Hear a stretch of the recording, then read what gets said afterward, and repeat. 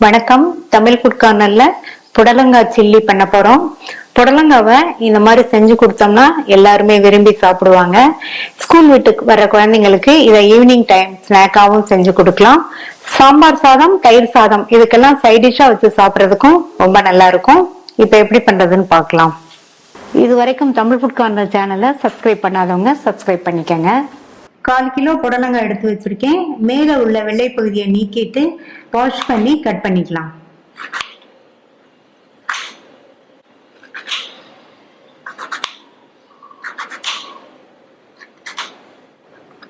நடுவில் உள்ள விதைகளை எல்லாம் எடுத்துட்டு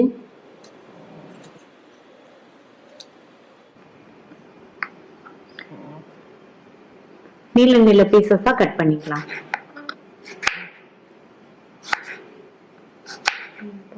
இந்த மாதிரி கட் பண்ணிக்கங்க. இதே மாதிரி எல்லாத்தையும் கட் பண்ணிக்கலாம். இந்த மிக்சிங் பவுல்ல 2 டேபிள் ஸ்பூன் கடலை மாவு, 1/2 டேபிள் ஸ்பூன் சோள மாவு,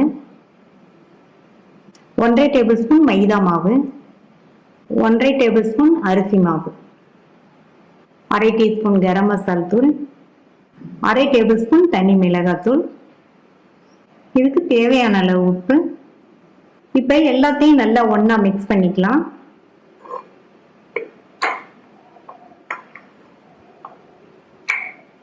மிக்ஸ் பண்ணிட்டு இதுல 1 டீஸ்பூன் இஞ்சி பூண்டு விழுது சேர்க்கிறேன். நல்லா கலந்தாச்சு. அடுத்து இதுல கொஞ்சம் கொஞ்சமா தண்ணி சேர்த்து மாவை ரெடி பண்ணிக்கணும். மாவு வந்து கொஞ்சம் திக்கா தான் இருக்கணும், அப்பதான் வந்து காயில ஒட்டும்.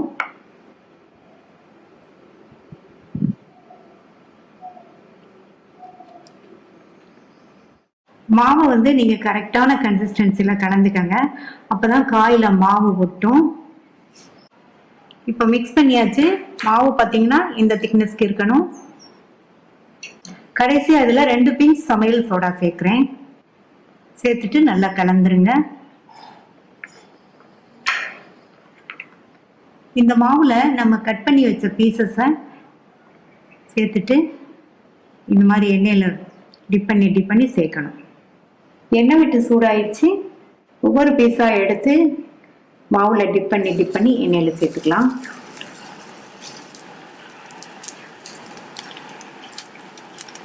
சேர்த்ததுக்கு அப்புறமா ஸ்டவ் மீடியம் ஃப்ளேம்ல வச்சிருங்க. வச்சுட்டு 1 நிமிஷம் கழிச்சு பரட்டி விட்டுக்கலாம்.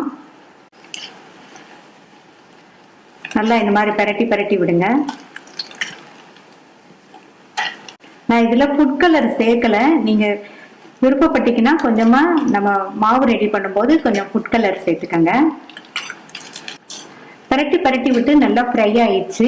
எடுத்துடலாம்.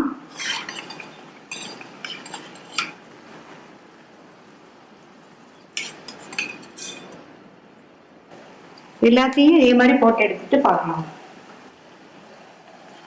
நல்லா வெளியில மொறுன்னு உள்ள சாஃப்டா டேஸ்டான புடலங்காய் சில்லி ரெடி ஆயிடுச்சு. ட்ரை பண்ணி பார்த்துட்டு உங்க கமெண்ட்ஸை சொல்லுங்க. தேங்க்யூ.